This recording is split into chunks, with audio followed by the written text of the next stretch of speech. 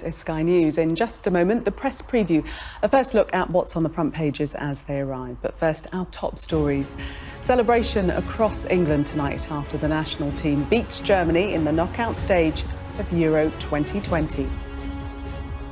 Ministers explore a change to COVID self-isolation rules as it's revealed nearly 400,000 pupils are out of school. A tenuous ceasefire appears to be in doubt in Ethiopia's Tigray region, and there are fears that millions may still be facing famine.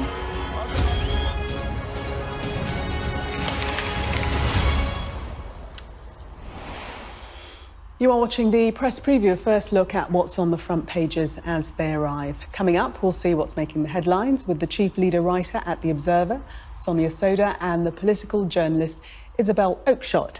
So let's see what's on some of those front pages for you now. England's first knockout victory over Germany in 55 years is on the front of the Metro, with the paper proclaiming that the jinx is over. The Sun praises the sterling work of the footballer who scored the first goal, hailing the end of what's described as 55 years of hurt. By George, we did it, says the Daily Mail. The Daily Mirror declares that it's time to dream. The Express says Scotland Yard faces urgent questions over why officers witnessed Professor Chris Whitty being attacked but did not arrest those responsible. The Telegraph says children from the most deprived areas are hit hardest by school self-isolation, and the picture there of Harry Kane at the top. The Eye reports that the vaccine task force is buying up stocks as the NHS prepares for a booster programme in the autumn. And just some breaking news we're hearing that Ukraine have won, so they will be the next opponents for England. We're joined to take us through the papers tonight by Sonia Sodha, chief leader writer at The Observer, and political journalist Isabel Oakeshott. Welcome to you both. Your reaction to that, first of all. Sonia, Ukraine, it's to be? Well, I have to say I didn't watch the whole match because I was preparing for this, but I did have it on in the background, and I saw that goal go in the I think it was first or second minute of extra time, 3 minutes of extra time on the extra time, and Ukraine got the goal in. So they did leave it until the very last minute, but that is great for them, and I think it's probably I think England's prospects against either Ukraine or Sweden are probably quite half decent this Saturday. So it's exciting, looking forward to see what happens then.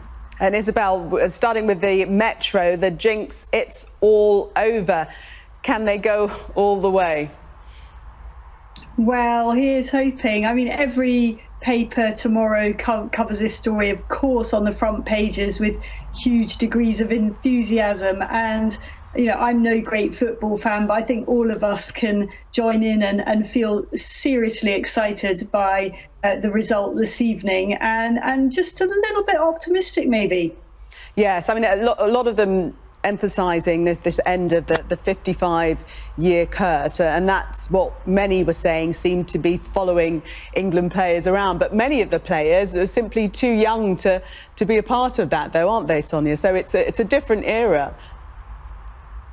It's totally a different era, and I think obviously everyone who supports England is absolutely delighted tonight. It was a really good match to watch, but I think there's probably some people who are a bit surprised at the result as well. I guess it's just a very sort of pleasant surprise. Germany, I think, were probably thought to be the stronger team going into it, but England were the ones who went and scored two goals and made the score 2-0. You can probably tell I'm not that expert at football, so my punditry is rather lacking here. Isabel's giggling at you. Let's test her, shall we? Many saying that Germany wasn't the team of old that perhaps we should fear, that it was a different ranking in terms of player quality that played against England tonight. If you're asking me for my expertise on that, you are totally asking the wrong person. I am not even going to position myself here as an even a mediocre football correspondent. Sonia, I was super impressed with your fluency on this, and I think back to Sonia on that one. It's not tennis. Back and forth. Well, let's talk in general, though, about how the newspapers are covering. I mean, it is just totally jubilant, isn't it? Every single paper, without fail, I think. Sonia? Yeah, absolutely. It's just a massive deal, isn't it, when your national team gets through its first kind of knockout match of the tournament. And, as I said, England's going to a quarter on Saturday where it's got a fairly decent chance. So I just think, with everything that's been going on at the moment, when we look at COVID, infection rates are ticking up again. It's just absolutely brilliant to have something to celebrate over the summer. So, I think that's, that is the tone in which every paper's covered it. Yeah, and Isabel, the Sun winning, I think, with the puns. 55 years of hurt never stopped us. Raheeming. Do you groan? I thought that was a little bit lame, but there are some really fantastic images in tomorrow's papers, including lovely pictures of Kate Middleton and the number of royals looking really great and enthusiastic, as they should, and also scenes of utter jubilation on the streets, which are bound to sort of reopen the debate about the extent to which lockdown restrictions are still meaningful in terms of public gatherings. Extraordinary scenes in central London and I'm sure up and down the country of people celebrating and not really paying any attention, of course, to social distancing. Yeah, you mentioned the royals, and the Mail has a lovely picture of Prince George on the front there, looking very smart in his suit and tie, along with the fans, and that picture of Harry Kane also there. And it was great to see the royals. We saw Prince William punching the air in absolute delight, didn't we? Did you see that, Sonia? Yeah, I did. I guess, it's one of those things that everyone can get involved in, really. Whether you're a royal or, I suppose whether you're not. It's just. And what's interesting is actually Wimbledon also kicked off today. So there was as you can see, my commentary is struggling. I feel like. Sorry, go ahead, Isabel. Like this is some kind of, parody of, failed commentators as they get asked to talk about things that are totally outside their comfort zone. Can we move on at any point and agree that the football's fab and Sonia and I are just not the people to be talking about this? We will take you out of your misery and move on. It's on every single paper, so we kind of had to talk about it. Let's move on to the Eye and jabs stockpile to help UK live with COVID-19. Sonia, take us into this story. So this is the Eye reporting what's looking forward to the vaccine programme with what's going to be happening over the summer and into the autumn, and it talks about how the government is stockpiling a large number of jabs looking forward to the autumn, because we're all expecting there to be a booster vaccination programme. And in fact, just this week the government announced that it was going to be running a booster trial.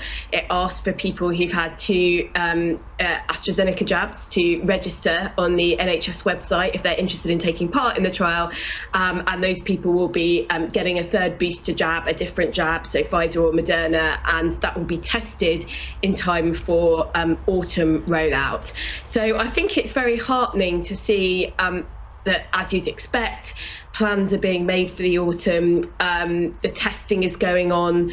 I expect that from what we know so far, the emerging evidence about mix and match strategies, it suggests that actually mixing different types of vaccines, so the adenovirus vaccine, which is the AstraZeneca vaccine, with mRNA vaccines like Pfizer and Moderna, can boost immunity even further. So I expect that's what we're going to be seeing from the government and from the vaccine programme this autumn.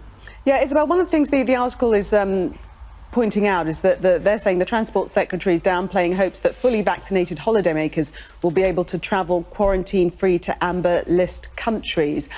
That will be a bit of a blow to people, because I think many people are counting on that, because the government had heavily hinted that that would be the way forward. Well, I mean, I think if they are counting on it, they're being pretty foolish, because unfortunately it's not just up to us what we say. What we're seeing is quite chaotic scenes amongst Europe's political leaders about what their policy is going to be on this. And the Germans pushing for the whole of Europe to ask us to quarantine when we arrive, whether we've had 2 vaccines or not. And then other countries saying, no, actually, we really want to welcome the British. We need their holiday money. So I think it's pretty daft, actually, to plan with any type of confidence any holiday on the continent this summer. It's just going to be too uncertain. Even if our own government can decide what they want to do, things seem to be shifting very fast in the countries that we might want to go to. Yes, you're right. It's how we'll be received by other countries. That is a very important element as well. Let's take a quick look at the Metro, and many people will have seen the footage, awful footage, disgraceful footage of Professor Chris Whitty being manhandled by several yobs. The pressure is now on the Met to actually get somebody for it.